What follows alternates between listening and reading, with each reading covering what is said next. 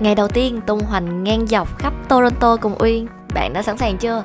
Trong vlog này, Uyên sẽ dẫn bạn đi tham quan những địa điểm đẹp nhất tại Toronto, ăn những quán ăn nổi tiếng nhất tại Tô Thành, dành cả ngày ở ngoài đường cùng với nhau từ sáng sớm đến tối mịt luôn, để xem cuộc sống tại xứ đông dân nhất của Canada có gì thú vị nhé.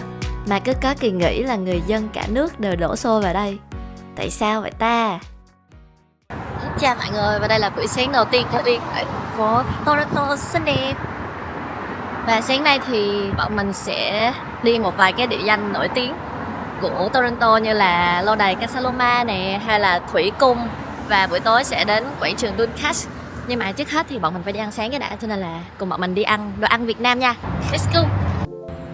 Nghe bảo ở Toronto có rất là nhiều quán ăn ngon, nên đêm qua khi vừa đáp chuyến bay xuống là Uyên đã phải tranh thủ hỏi thăm bạn bè của mình trước một list danh sách các quán ăn mà mình nhất định phải thử ở Tô Thành rồi. Nghe bảo phở Anh Vũ ở đây khá nổi tiếng, phải có đến cả chục chi nhánh trên khắp Canada rồi. Menu nhìn hấp dẫn ghê luôn. Nó nhiều vậy.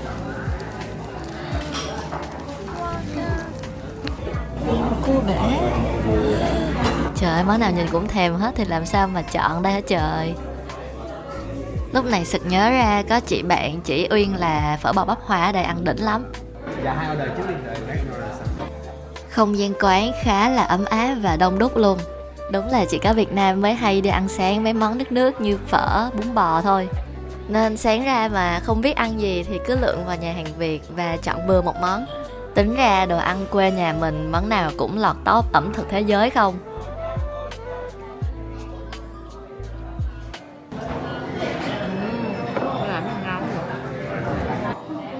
Giờ cùng Uyên ăn thử xem món phở bò bắp hoa ở đây có gì đặc biệt nha.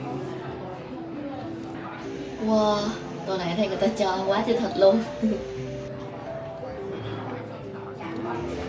Phở ở đây là làm theo đúng chuẩn vị phở Bắc luôn nè mấy bạn. Nước dùng đậm đà nè, thịt mềm, rau sống cũng tươi nữa. Nói chung là ăn vào là nhớ tới phố cổ liền.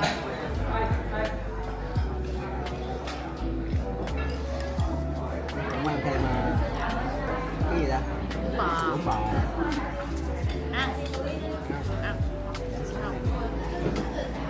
Bún bò đặc biệt ngon. Nó chỉ bán hôm nay, ngày mai với chủ nhật. Bán cuối tuần thứ sáu. Không trên menu gì. Bún bò đặc biệt.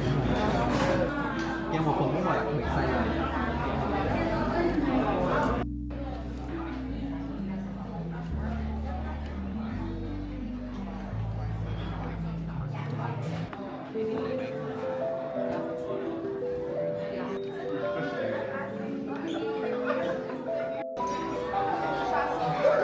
Đây là bún bò Huế đặc biệt. Chả bá lửa luôn mấy bạn. Tô này phải gọi là siêu ngập topping luôn. Wow. Một phần bún bò đặc biệt như vậy sẽ bao gồm một thanh chả Huế nè, 2 miếng chả cua. Về phần thịt sẽ có thịt bò tái, bắp bò, một cái chân giò heo. Ngoài ra không thể thiếu huyết được. Và còn có thoang thoảng thêm vị mắm ruốc kiểu miền Trung nữa.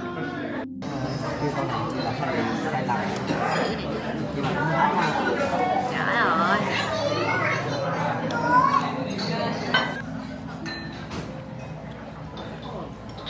Và bây giờ bọn mình sẽ đi đến Casa Loma. Let's go.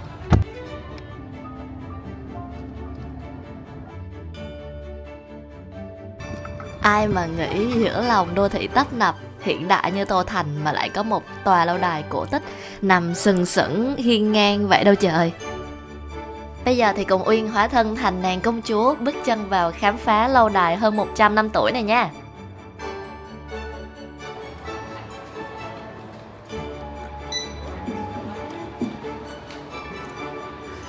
Được xây dựng vào đầu thế kỷ 20 bởi triệu phú Sir Henry Paulet, ông đã tạo ra một cơ ngơi hoành tráng mang đậm dấu ấn lâu đài trong mơ của riêng mình. Lâu đài Casa Loma có thiết kế mang đậm chất châu Âu thời Trung Cổ, pha trộn giữa Gothic Revival và kiến trúc hoàng gia châu Âu. Chỗ này làm Uyên tưởng như đang lạc vào thời của Victoria không á mọi người. Thư viện riêng thôi mà lớn cỡ này, quá khủng khiếp.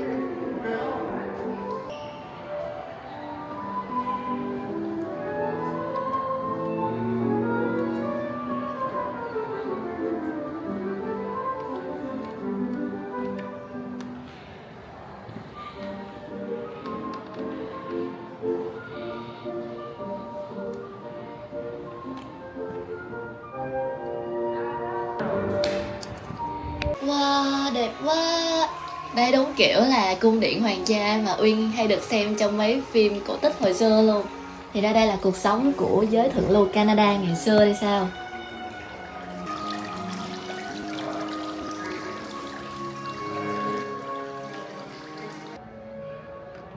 Và đây mới chỉ là tầng trệt thôi mọi người.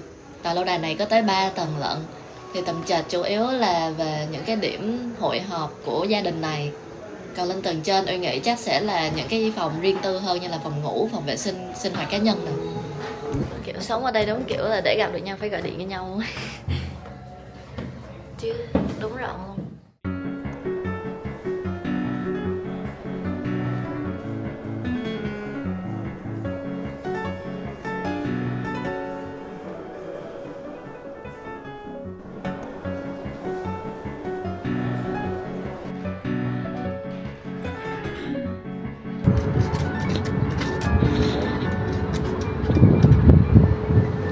Nhìn xuống là hồ bơi, phòng trồng rau. Nhà này đúng kiểu chơi theo hệ tự cung tự cấp luôn mọi người. Còn đây là tầng 3 của tòa lâu đài này, là nơi trưng bày trang phục quân đội của Canada qua các thời kỳ. Có cả vũ khí, huy hiệu, huy chương, kèm các kỷ vật và bản đồ quân sự cổ. Trong cái thời gian mà ông Sir Henry này hoạt động với tư cách là thành viên của trung đoàn Queen's Auto Rifles trong hơn 30 năm và đạt tới cấp bậc cuối cùng là thiếu tướng. Còn đây là phòng cho người ở nè mấy bạn. Bây giờ thì Uyên sẽ đi lên cái tháp cao nhất, như đang ở phim trường Hollywood vậy.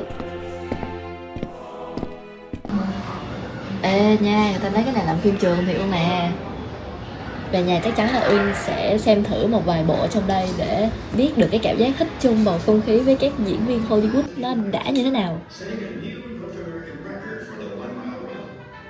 After that race, the 20-year-old hung up his racing shoes for good, but there was still no stopping him.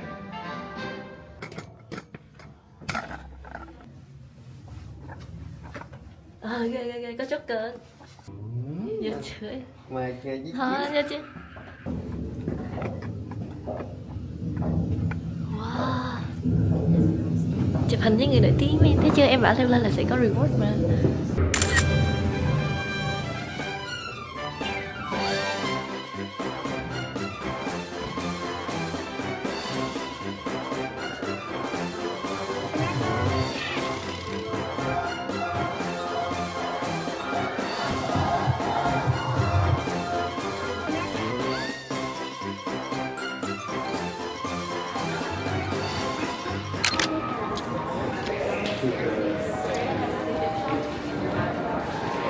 Và bây giờ cùng Uyên đi xuống khám phá tầng sâu nhất của cái tòa lâu đài này xem có gì không nha.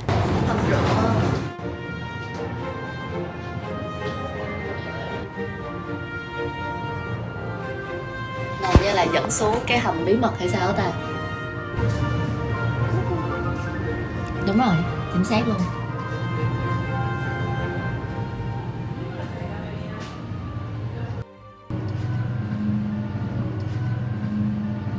Lúc đầu Uyên cứ tưởng là cái ông Sir Henry này ông sống vào thời chiến cho nên cần thầm trú ẩn để tránh bom đạn các kiểu.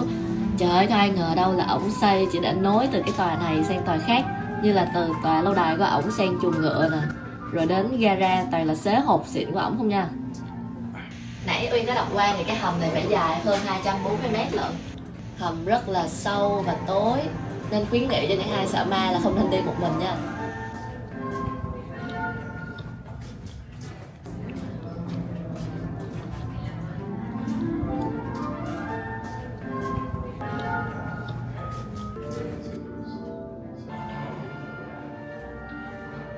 Và sau khi đi được một đoạn thì chúng ta đã đến chuồng ngựa. Và kế bên chuồng ngựa là gara siêu xe của ông Hoàng tài Việt này.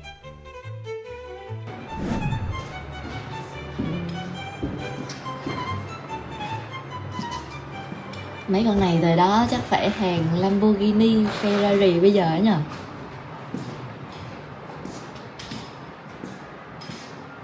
Và vậy là cả buổi chiều ngày hôm nay Uyên đã dành để khám phá mọi ngóc ngách của lâu đài cổ Casa Loma. Thời gian tuy có hơi dài hơn so với dự tính do địa điểm tham quan này quá là chất lượng đi, và Uyên muốn đi cho thật kỹ để bỏ số tiền 40 đồng mà mình bỏ ra, cho nên là đành phải dời lại plan đi thủy cung sang ngày hôm sau vậy. Còn bây giờ thì trời cũng đã tối rồi mọi người, và phố đã lên đèn hết rồi, nên là cùng Uyên đi đến quảng trường Dundas, hay còn thường được biết đến là quảng trường thời đại của Toronto nha.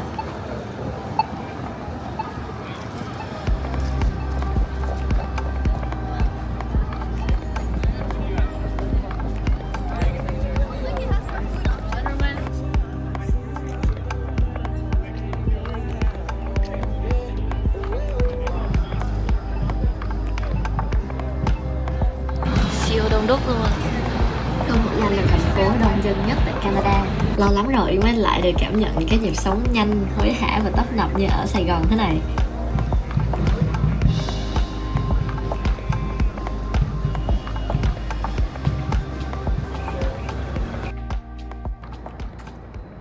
Bây giờ thì bọn mình sẽ đi ăn đồ Thái. Bọn mình đang đi đến một cái nhà hàng Michelin 3 sao khá là nổi tiếng ở Toronto, là cái nhà hàng Thái, và chỉ cách quảng trường Dundas tầm 20 phút đi bộ thôi, khá là gần và mình đang rất là mong chờ nó. Từ đây chúng ta có thể thấy được tòa CN Tower, biểu tượng của Toronto.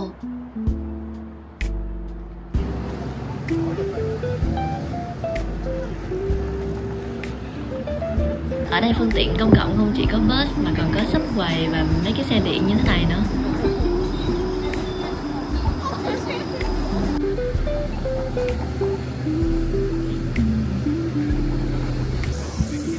Đường này khá là giống mấy cái khu nhiều quán nhậu ở Việt Nam.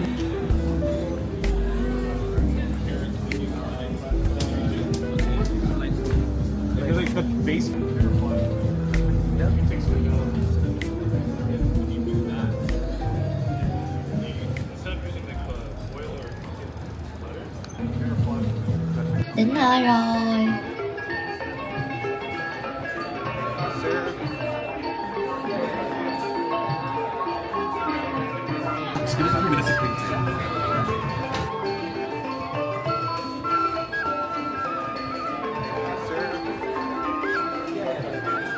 Quán này trang trí không gian khá là tropical nha, làm Yên tưởng đang ở Phuket không ấy chứ. Mọi người vô nhà hàng lạ mà không biết order gì thì cứ chọn món được review nhiều nhất cho tôi. Đó là tiếp đi du lịch của Uyên mấy năm qua đó. One piece. Món của Uyên được gọi là Mipu, còn món của anh cameraman được gọi là Kung ốc Gosen. Hai món đều nóng hổi và thơm phức luôn. Ăn thôi. Chúc mừng một ngày du lịch quá là thành công của tụi mình.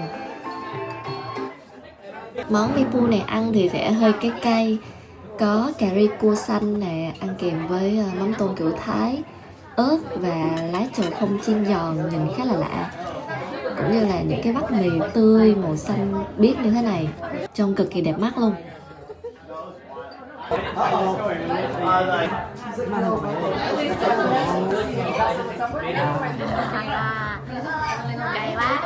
Giờ đã Uyên thử món còn lại xem có ngon không nha.